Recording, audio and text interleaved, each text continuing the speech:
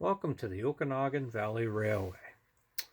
Oh, look at that, employee entrance. Well, good thing I'm an employee. In fact, I own the company. Now, the company is in HO scale, and it's a model train, but even so, I still own it. So we're going to walk into the train room here, and I'm going to give you a tour of the layout.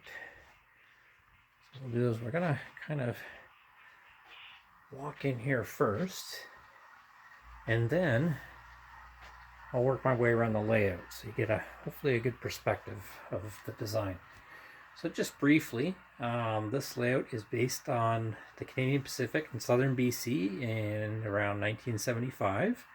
However, what I did is it's a freelance, so it's not the Canadian Pacific Railway, it's the Okanagan Valley Railway with some artistic licensing. So you've got some things going on, like there's a fictional connection to Oroville from Osoyoos. So Oroville is in the state of Washington, so hence I can have Burlington Northern trains come onto my layout. And to the north, I have a connection to Kelowna by rail, which historically it was by barge. And that gives CN a direct connection instead of having to use the barge service. There's some other things too as well, but that's the main ones. And then also west to the coast, to Hope. There was a line that went through there, but it was abandoned after 1959 after some severe avalanches in the Coquihalla. So in my world, that line is still open. So I have a connection to the west as well, directly. Anyways, so let's get to it.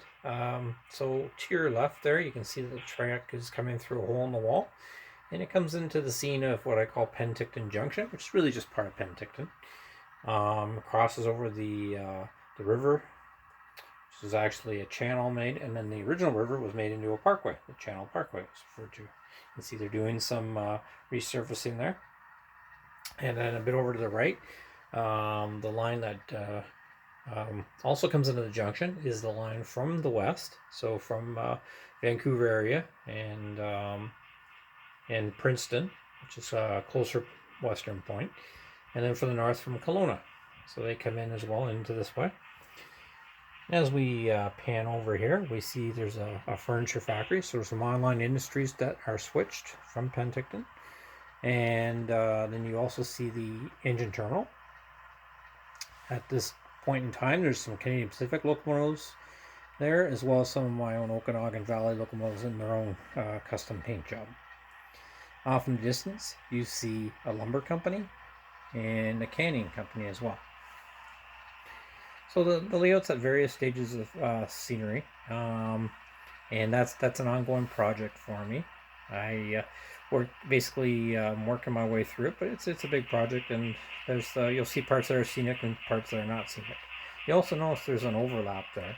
That is the we're going to go in there in a bit. That's Myra Canyon, and in order to have a 30-inch radius, I had to bring the upper level over top of the lower level a little bit. So a bit of a trade-off there, but it worked overall for me. Moving along, there's the Penticton switch crew, a couple of RS3s. You see some cars in the yard. This yard typically fills right up in an operating session and causes a lot of headaches for the crew, but that's all part of the fun of model trains. In the background, there's a intermodal ramp, so there's some small piggyback service into Penticton. And then there's a replica of the Penticton train station built by a very good friend of mine. And what I did is I was able to get blueprints up at the Penticton Public Library and photograph them. They are available if you ask for them in their archive section. So it's a great reference point. And the station has changed since the blueprints went out, so we had to do a little bit of creative thinking in order to get this completed. But anyway, it came out really nice. We'll continue moving along here. So there's a propane dealership, contracting outfit that typically gets flat cars in and out, loading their equipment on and off. And there's a small part of the town of Penticton itself from the background. Some buildings I've put in here recently. So let's move on into Myra Canyon. So after coming through a duck under, we are now in Meyer Canyon, which is on the other side of the area I showed you earlier. So the track comes through a tunnel, and then it comes into siding. It's one of my a few sidings on the layout. The siding is going to accommodate roughly about 15 cars or so, so a half decent sized train for HO scale. And the siding is named after an actual point on the railway called Glen Fir.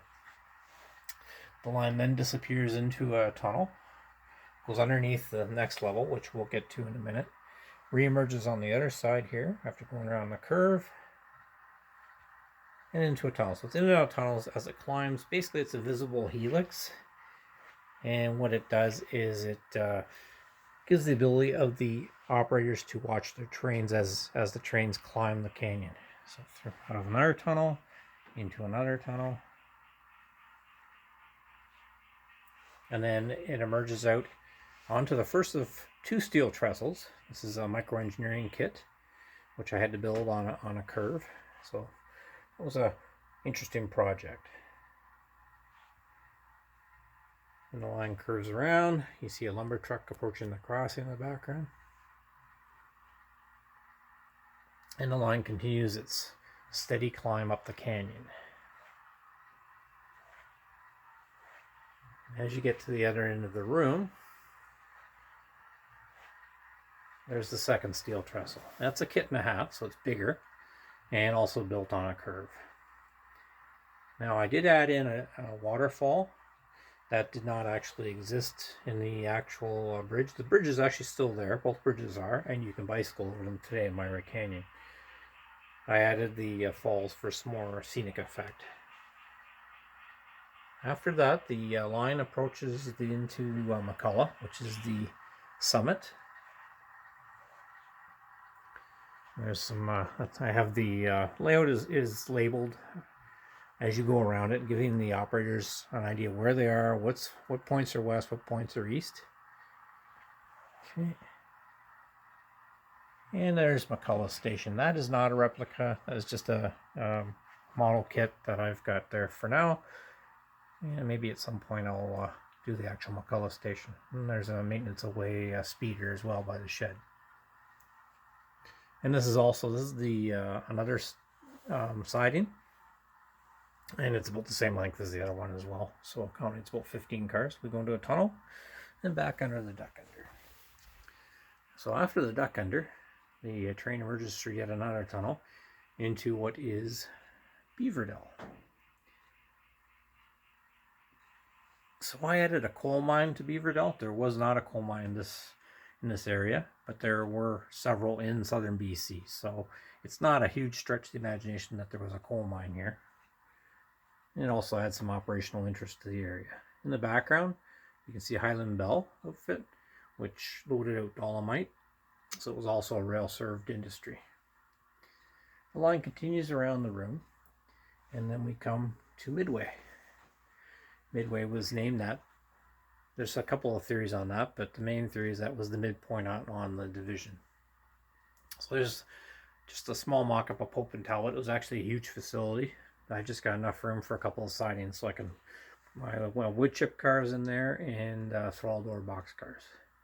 There's basically that's a photo of Midway Station I've put for that's since I don't have a lot of space along the wall there, so that's where the passenger trains will stop to pick up and drop off passengers. The Midway Yard itself, you can see that there's some more loaded coal cars ready to go down the next train. And we have the Midway switchers. So there's one in Okanagan Valley colors and another one that's a Lend-Lease from Toronto, Hamilton, and Buffalo Railway. The line then continues underneath the Highway 3, around the corner, down here, and then, oh my goodness, it drops. Oh, seriously though. I do have a, there we go, drop section, and that comes up like that. And it secures in with slide bolts. So the line continues across the doorway. So when this is in operation, it's a duck under, but it's a fairly high duck under, so it's more of a stoop under, I guess you could call it, into a tunnel. The train emerges out of another tunnel. It's down a fairly steep grade, actually, in order to accommodate some of the clearances here, and into what is staging for Nelson, BC. You can see some trains ready to leave here. There's a Okanagan Valley Freight, and there's also a passenger train. It actually has an Ontario Northland engine, another Lend-Lease locomotive. On the left side, this is the staging for points west, so Princeton and Vancouver, and also Kelowna. So it doubles up as two staging. So you can see some passenger trains ready to depart here as well. One is an RDC from Kelowna. There is a conventional passenger train that's going to come in from Vancouver. In the background, a CN freight that's going to come down from Kelowna as well. Back to the other side of the room is the lower level staging. This is Osoyoos and Oroville, as I talked about earlier. So Osoyoos in BC, so we have a Okanagan Valley freight that comes up from Osoyoos. We also have some Burlington Northern freights. We have a coal mine freight and a mixed freight there. And they travel along through a partially scenic section. A couple more tunnels, and then back into the layout room. In the layout room, they re-emerge through a tunnel. Actually, it's a hole, but it's a faux tunnel, I guess. And you can see one of the many fruit packing buildings that existed in the southern BC area. This one's in Haines. And there's a couple of reefers there. It is rail served and switched out during a session. Right here we've got, what's that? Looks like a horseshoe game going on. A bunch of guys having fun. Unfortunately, we've got zombies coming at them. So that may end tragically. Now, if I back it out a bit, you'll see the whole scene. So you've got the nice general curve coming through the scene, and before it disappears again. In the background, you can see a farm off in the distance. So the farm's actually closer than it looks. It is N scale.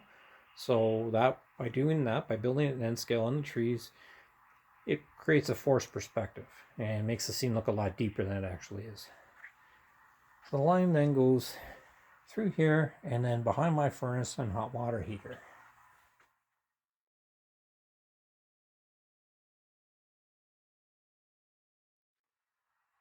The line then re-emerges back to where we started, at Penticton Junction. So in a nutshell, that is a tour of the Okanagan Valley Railway. If you like what you see, please hit the like button. And also, it'd be great if you subscribe to my channel.